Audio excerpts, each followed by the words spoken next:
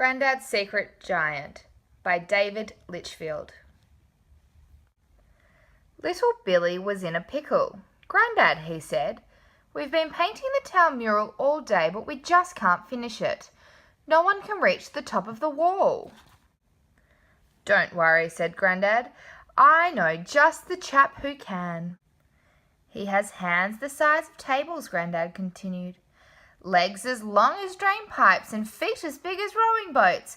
Do you know who I mean?" "The secret giant," Billy sighed. "You've told me about him 1,000 times, Granddad. You're making it up." "I never make things up," said Granddad. "Do you remember when we went camping last summer?" "Yes, Granddad," Billy groaned. "The giant was there watching over us, making sure we kept safe." "And do you remember when the town clock was broken?"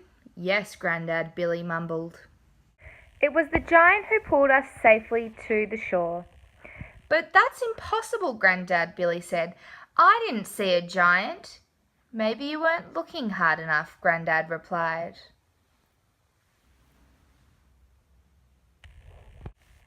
And that's not all the giant's done. He also stopped the big oak from falling in the wind, helped the cars cross the bridge when part of it fell down, caught your kite when it blew away, and rescued Murphy when he got stuck on the roof.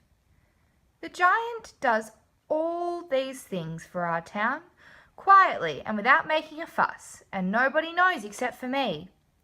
You don't get to my age without sharp eyes." "But Granddad," Billy said, "if the giant is so helpful and good, why does he want to stay such a big secret?" "Because people are scared of things that are different," said Granddad. "When people see the giant, they scream and run away. It makes them sad." "I wouldn't be scared of a silly old giant," Billy scoffed, "if he was real, which he is not. Try getting up and going to the mural tomorrow at dawn," Granddad said with a wink. The next morning, Murphy woke Billy at the dawn. He tried to go back to sleep, but Murphy wouldn't stop barking. So Billy decided to take him for a walk and to prove once and for all that Granddad's secret giant wasn't real. When they got closer to the mural, Murphy whined nervously. "Don't be a daft boy," said Billy. As they turned a corner, "There's no such thing as a giant. He was real. He was humongous, and he was terrifying."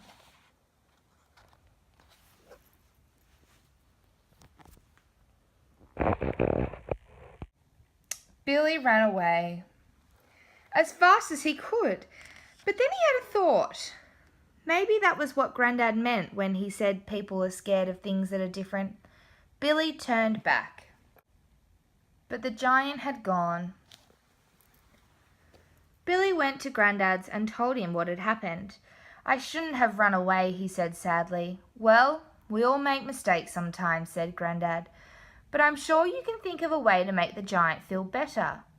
What makes you feel better when you're upset?" Billy thought for a moment. Then he had an idea. Billy told Granddad his plan, and they got to work. They hammered, they sawed, they worked hard all day to make the giant a present he would never forget. When it was finished, Billy and Granddad hoisted Murphy up high, hoping the giant would come and rescue him again. Then there was nothing to do but wait, and wait some more. They waited all afternoon until the sun began to set. "What if the giant doesn't come back?" Billy said. "Maybe he's fed up of people screaming and running away. Maybe he doesn't want to live in our town because of me." But then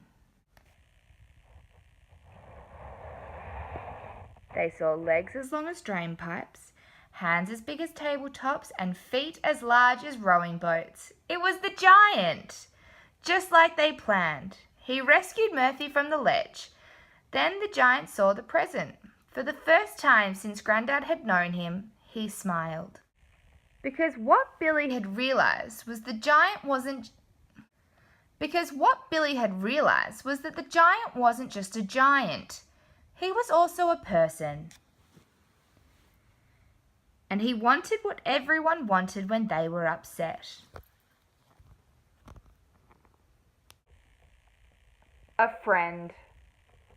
More polite when they tell you,